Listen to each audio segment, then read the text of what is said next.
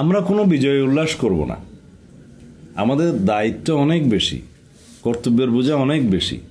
বিজয় উল্লাস করার মধ্যে দিয়ে আমরা কোনো উত্তেজনা সৃষ্টি করতে চাই না। আর এই বিজয় আমাদের কাছে প্রত্যাশিত ছিল।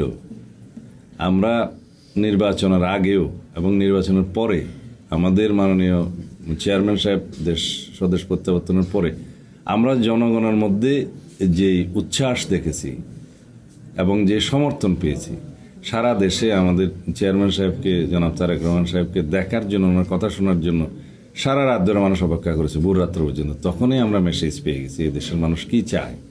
তাছাড়া বিএনপি এদেশের গণমানুষের পরীক্ষিত দল, গণতন্ত্রকে বারবার রক্ষা করার, উদ্ধার করার দল, বহুদলীয় গণতন্ত্র পুনঃপ্রতিষ্ঠা করার দল এবং আইনের শাসন প্রতিষ্ঠা করার দল, বিচার বিভাগের স্বাধীনতা নিশ্চিত করার দল, গণমাধ্যমের স্বাধীনতা নিশ্চিত করার দল সেই 1979 সাল থেকে। গ্লিটারের টুইন লেমন ও অ্যান্টিব্যাকটেরিয়াল ফর্মুলা বাসনকে চকচকে জীবাণুমুক্ত করে আমাদের দেয় গ্লিটার গ্যারান্টি। তো সুতরাং রাষ্ট্র পরিচালনার ক্ষেত্রে বিএনপি কখনো কখনো দুই একটি ভুল করতে পারে, যেটা খুব স্বাভাবিক রাষ্ট্র পরিচালনায় থাকলে। তাছাড়া এদেশের মানুষ বিচার করেছে যে বিএনপির হাতেই এদেশ নিরাপদ, এদেশের স্বাধীনতা, সার্বভৌমত্বের নিরাপত্তা সবকিছুই বিএনপির হাতেই নিরাপদ। সুতরাং তারা সঠিক সিদ্ধান্তই নিয়েছে। এবং আমাদের যে প্রতিশ্রুতি, আমাদের চেয়ারম্যান সাহেব জনাব তারেক রহমান সাহেব যেটা বলেছেন যে আই হ্যাভ এ প্ল্যান, সেই প্রতিশ্রুতি তো কাগজে বিষয় নয়, সেটা বাস্তব। আমরা উদাহরণসহ জনগণের সামনে দেখিয়েছি যে আমরা এই করতে চাই জনগণের জন্য, দেশের জন্য, দেশের উন্নতির জন্য, তরুণ প্রজন্মের জন্য কি করতে চাই, প্রযুক্তি নির্ভর, মেধা নির্ভর, জ্ঞান নির্ভর বাংলাদেশ প্রতিষ্ঠার জন্য আমরা কি পরিকল্পনা নিয়েছি, এগুলো সবই জনগণের সামনে, আমরা দেশবাসীর সামনে প্রকাশ করেছি। সুতরাং মানুষ বিশ্বাস করেছে। এখন আমাদের দায়িত্ব অনেক বেশি। আমরা আমাদের কর্ম শুরু করব ইনশাআল্লাহ। যদি শুরু করতে পারি, আমরা কতটুকু সফল না হই সেটা তখন দেখা যাবে। বিচার বিভাগ স্বাধীন এবং বিচার বিভাগের স্বাধীনতা নিশ্চয়তা আমরা আমাদের ম্যানিফেস্টোতে দিয়েছি, 31 দফাতে দিয়েছি, আমাদের বক্তব্য বিবৃতিতে দিয়েছি। সুতরাং বিচারের মতোই চলবে, বিচারিক প্রক্রিয়ায় চলবে, আইনানুগভাবে চলবে। তবে আমাদের কমিটমেন্ট আছে যে দীর্ঘ 16-17 বছরের গণতান্ত্রিক সংগ্রামে যারা গুম হয়েছে, খুন হয়েছে, হত্যাকাণ্ডের শিকার হয়েছে, অবিচারের শিকার হয়েছে, আহত হয়েছে, পঙ্গু হয়েছে, বিভিন্ন রকমের অত্যাচারের শিকার হয়েছে, তারা সহ 2024 ছাত্র গণ অভ্যুত্থানের যারা শহীদ হয়েছেন এবং যারা বিভিন্নভাবে ক্ষতিগ্রস্ত হয়েছেন, অন্ধত্ব বরণ করেছেন, পঙ্গুত্ব বরণ করেছেন, ক্ষতিগ্রস্ত হয়েছেন, তাদের সকল কিছুর বিচার হবে বিচারিক প্রক্রিয়ায়। তবে আমরা এটাও বলেছি, রিকনসিলিয়েশন আমরা শুরু করতে চাই, যাতে একটা সামাজিক বন্ধন থাকে, দেশে শান্তি প্রতিষ্ঠা হয়। সেই জন্য আমরা সংসদে আলোচনা করে, প্রয়োজনীয় আইন প্রণয়ন করে সবার সাথে ঐক্যবদ্ধভাবে আমরা একটা সিদ্ধান্ত নেব। কারণ লক্ষ লক্ষ মানুষের বিরুদ্ধে বিচারিক প্রক্রিয়া শুরু করলে সারা দেশে একটা ঐক্য নষ্ট হওয়ার মতো সম্ভাবনা আছে। সুতরাং আমরা ওগুলো ক্ষমা করব না, যারা গণহত্যার জন্য দায়ী, যারা গুম খুনের সাথে জড়িত, যারা অত্যাচার নির্যাতন করেছে, এইগুলো আমরা কখনোই ক্ষমা করব না, জনগণ ক্ষমা করবে না, সেগুলো বিচারিক প্রক্রিয়ার মধ্যেই যাবে।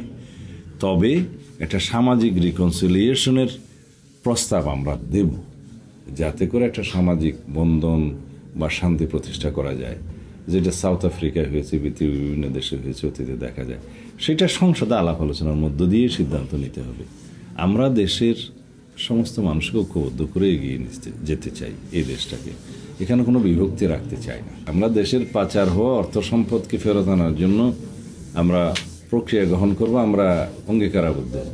এবং আর্থিক খাতে, ব্যাংকিং সেক্টর, নন ব্যাংকিং সেক্টরে শৃঙ্খলা ফিরিয়ে আনার জন্য যা করা দরকার তাই করতে হবে।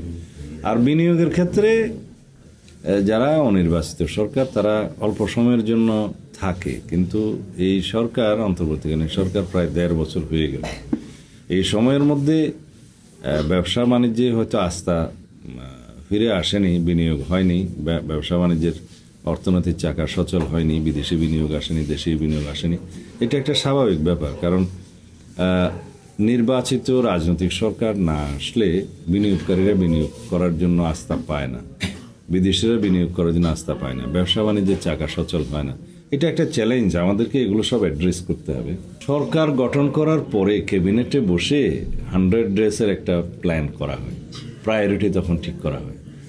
আমাদের প্রায়োরিটি হবে এদেশের একটা গণতান্ত্রিক সংস্কার সর্ববিষয়ে এবং জনগণের অর্থনৈতিক মুক্তি আনয়নের লক্ষ্যে যা যা করা দরকার।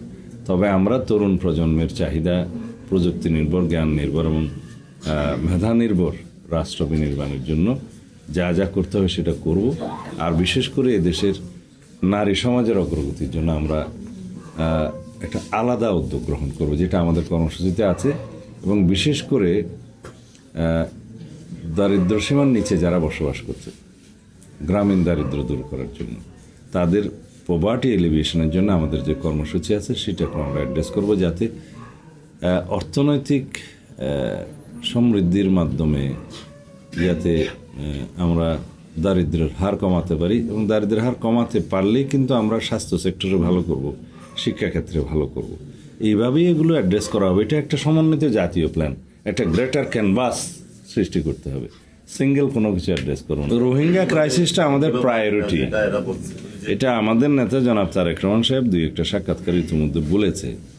আমরা আন্তর্জাতিক সম্প্রদায়ের সহযোগিতা নিয়ে আমরা এই রোহিঙ্গা ক্রাইসিসটা সমাধান করার চেষ্টা করব, যাতে করে তারা সম্মানের সাথে স্বদেশ প্রত্যাবর্তন করতে পারে সংক্ষিপ্ততম সময়ে। অনেক বছর হয়ে গেল, তো দেখা যাক সেটা কতটুকু কী করা যায়। এটা আমাদের প্রায়োরিটি।